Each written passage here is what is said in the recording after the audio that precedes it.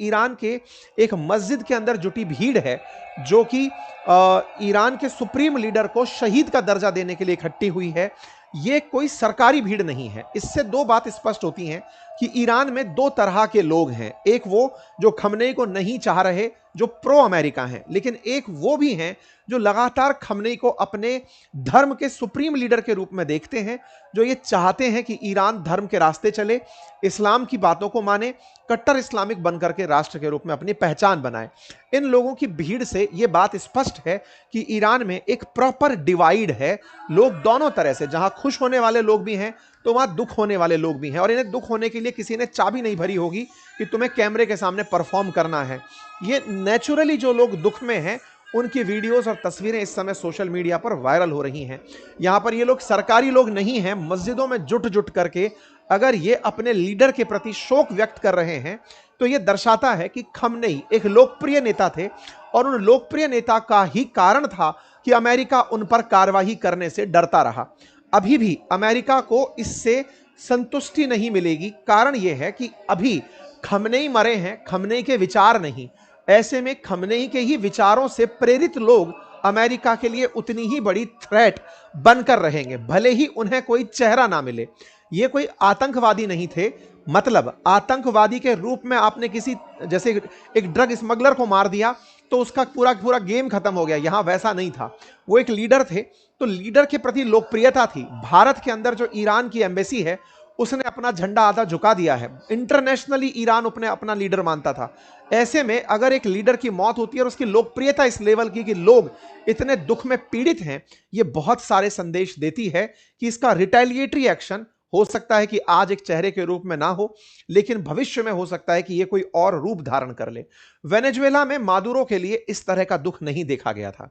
यह अपने आप में बड़ा कंपैरेटिव है कि सीरिया में बशर अल असद के लिए इतना बड़ा दुख नहीं देखा गया। मादुरो हटने पर कोई भी वेनेजुएला के अंदर प्रतिक्रिया नहीं हुई, लोग खुशी से नाचने लगे, बाजार दौड़ने लगे। खमनेई के लिए जो सीन अभी भी दिख रहा है वो ये है कि भले ही आपने खमनेई मारे हों, उनको चाहने वाले, उनके विचारक आज भी उनके पीछे खड़े हैं। ऐसे में इन्हें ईरान के सुप्रीम लीडर को शहीद का दर्जा देकर वहां पर एक लगभग 40 दिन का अवकाश घोषित किया गया है, राष्ट्रीय शोक घोषित किया गया है। तमाम प्रकार की चीजें यहां पर अनाउंस हुई हैं। तो खमनेई के हैंडल से कुरान की आयतों के साथ उन्हें शहीद का दर्जा देते हुए और धर्म के नाम पर शहीद होते हुए व्यक्ति बताया गया। प्रॉपर तरीके से यह बात निकल कर आती है। अब सवाल आता है कि पहले तो ये खमनेई इतने बड़े कैसे बने, हालांकि कई बार हमने इस पर सेशन किया, लेकिन एक ब्रीफ इंट्रो जान लेंगे। और दूसरा, इसके साथ साथ हम ये भी जानेंगे कि ये पूरी घटना कैसे हुई।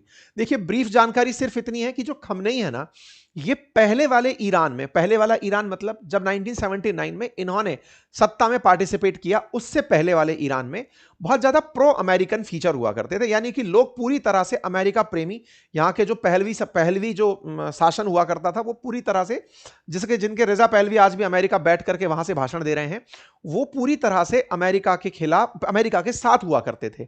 अमेरिका के कारण पर्शियन जो कल्चर है वो बहुत ज्यादा चर्चा का विषय होता था।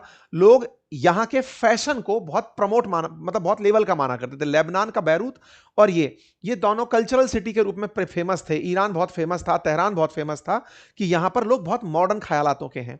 लेकिन इन्होंने जब सत्ता संभाली तो अमेरिका के खिलाफ और धर्म के साथ चलते हुए कि नहीं, हमें ईरान को इस्लाम की राह पर चलाना है। ये शिया मुसलमान थे, तो शियाओं के लिए जो भी नियम हैं हम उनको ध्यान में रखते हुए ईरान को आगे लेते हुए चलेंगे। 1979 में ये ईरान के अंदर इस्लामिक क्रांति लाते हैं और नई इस्लामिक सरकार बना देते हैं। ये इनके कुछ उस समय की तस्वीरें हैं जब ये यंग हुआ करते थे। प्रोटेस्ट के दौरान खुद एक मौलवी परिवार में पैदा हुए थे और मौलवी की तरह ही खुद को रखते थे और अपने आप को बिल्कुल वैसे ही लीडर के रूप में इन्होंने पेश भी किया हुआ था। 1981 में इनके खिलाफ एक बम साजिश भी हुई जिसमें ये बच निकले थे। फिर धीरे धीरे सत्ता परिवर्तन होते गए, पहले राष्ट्रपति बने और फिर ये सुप्रीम लीडर तक पहुंच गए। कभी डिटेल में इनके ऊपर और सेशन करेंगे। फिलहाल के लिए इस खबर को आप इस तरह से चलते चलें कि अब राष्ट्रपति इनके सामने बहुत छोटा व्यक्ति हुआ करता था।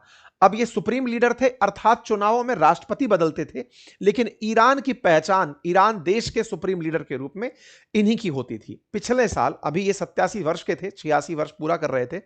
ऐसे में पिछले साल इनकी तबीयत खराब होने पर इन्होंने गुप्त रूप से अपनी संविधान सभा को बुलाकर 60 लोगों के साथ मिलकर अपना उत्तराधिकारी पहले ही डिसाइड कर लिया था और डिसाइड करके उसका नाम अनाउंस नहीं किया था ताकि कोई अनरेस्ट पैदा ना हो।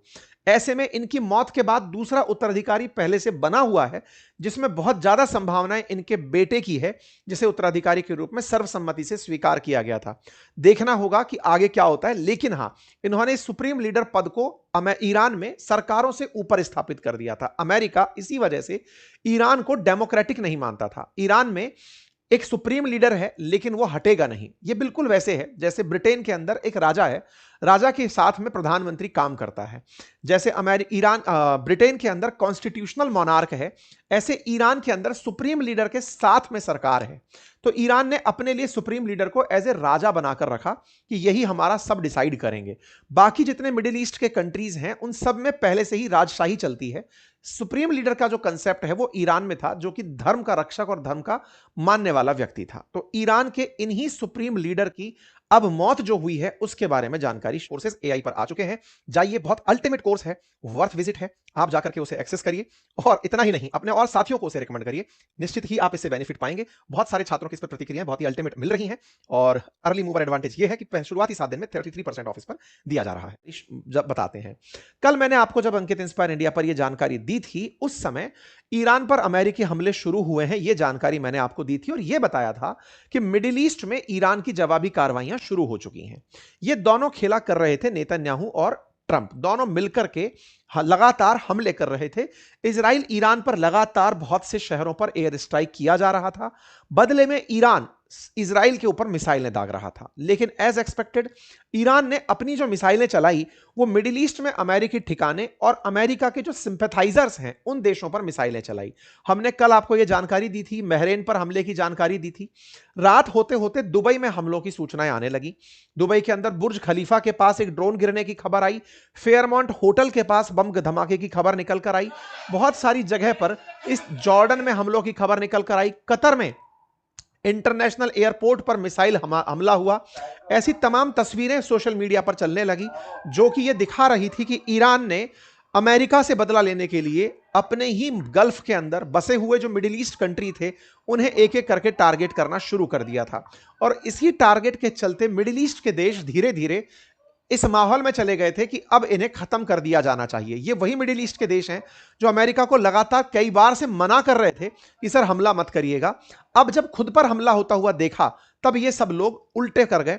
बहरीन पर हमला होते हुए तस्वीरें निकली, कुवैत एयरपोर्ट पर निकली, Abu Dhabi, Bahrain, Qatar, Saudi Arabia, सब जगह मिसाइल हमले दिखाई दिए। दुबई की मशहूर इमारत जो बुर्ज खलीफा है उसके पास भी धमाके ड्रोन की खबर सुनने में आई। इसी प्रकार से यहां पर आप देखें तो एक लग्जरी होटल फेयरमाउंट है, उसके पास भी हमलों की खबर निकल कर आई। बुर्ज खलीफा को खाली करा लिया गया, बत्तियां बुझा दी गई। इस प्रकार से दुबई के अंदर, जो मैं पहले भी आपसे कह रहा था कि आने वाले समय में ईरान कुछ और नहीं करेगा, वो दुबई को टारगेट करेगा, क्योंकि वो वर्ल्ड की इकोनॉमिक कैपिटल बनता चला जा रहा है। लोगों के अंदर एक भय का माहौल पैदा कर देगा, जिससे दुबई जब हारने लगेगा, पीछे हटने लगेगा, तो अमेरिका खुद युद्ध से पीछे हट जाएगा। वो सारे बात जो आप और हम लंबे समय से कर रहे थे वो यहां पर होती हुई दिखाई दी।